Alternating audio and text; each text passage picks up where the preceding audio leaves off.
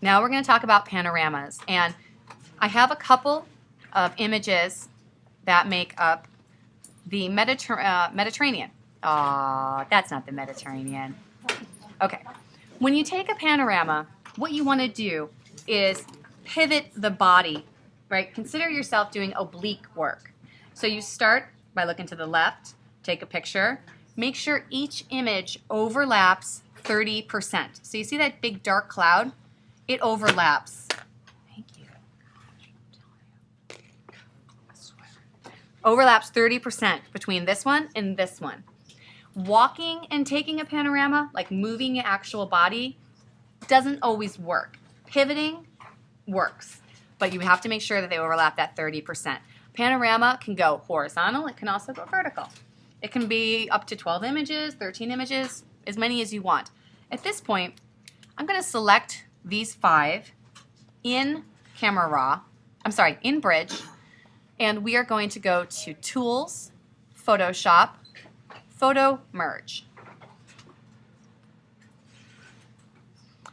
Photo Merge is going to say, which files do you want us to use? And I say, the files I've got selected. The layout I'm going to leave as auto. I don't need any geometric distortion or vignette removal. Honestly, I just kind of leave this at default. It tends to work really well. And then let it do its business.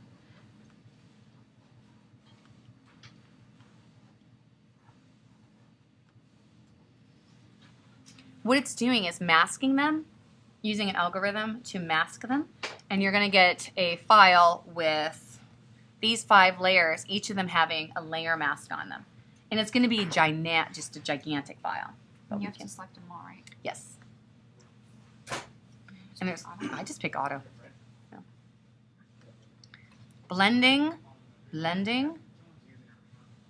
creating layer mask, creating seamless composition. Are you doing HDR right now? No, I'm doing panorama. We are going to do HDR though. And you can see it did a pretty good job. Right? How did it know how to combine all of them accurately? Dude, I swear, it's algorithms. It Math is. equation? That's what It's a math. It's a math. And also, if you don't like the way it works, you can do it again, and it will look different. The problem with this one, if you minus out, you will see these cracks. But when you plus in, you zoom in, you won't see the cracks. The problem here is that this doesn't line up properly, and this. Yes. What I would suggest doing is going to layer, flatten, and then retouching it. Okay? The first thing that you can do to retouch very simply is duplicate your background. You could just crop this out, but I think that's kind of a waste. You guys know how to retouch now. There's no sense of getting a long kind of bow tie when you can do a little bit of retouching and you can maintain that height. With this selection, go to Edit, Fill, Use, Content Aware, and hit OK. Come on, baby. It can do it. It can do it.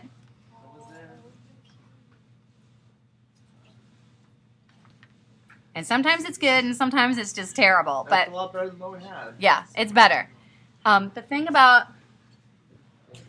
the content fill aware is you can do it several times, and because it's also algorithms, it will be different every single time. Valona, maybe you could encourage it. Come on, baby. It's working.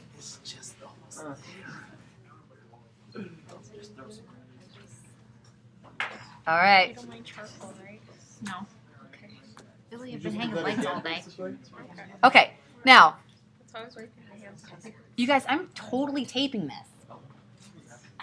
I mean, I don't care, but just as long as you know that other people are going to listen to this and they're going to think I'm a nut job for yelling at invisible people. You are. Okay, this I would say didn't work that great.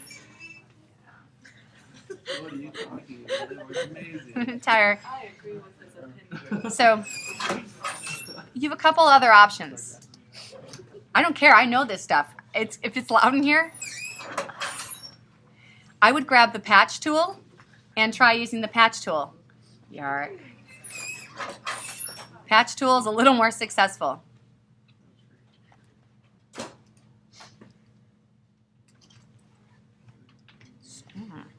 Let's do this here.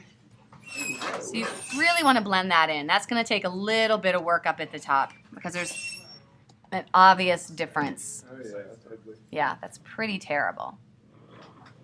What I would do Yeah, is, you can save that. yeah, this is not great. So let's go back up here. If you can get a clean spot here, I would hit Command J to have that clean spot on its own layer. Get the move tool and move it up and see if you can mask it using a brush at differing opacities.